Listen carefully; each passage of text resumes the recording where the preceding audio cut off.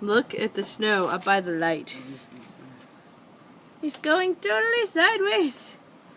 Mom told me to send this to you. I know you're at practice, but it's really cool. We're gonna get trapped. Probably have like 5 inches now, and it's supposed to go through like 5 o'clock tomorrow night.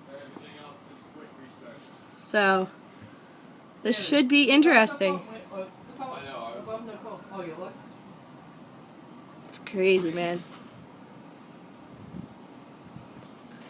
I don't know if you can see any of the trees or anything. Like, look right here. It's nuts. Like, it's very stormy. My car, it's like 4 inches on my car. But we're supposed to get to about 24, maybe a little more. So we'll see how it goes.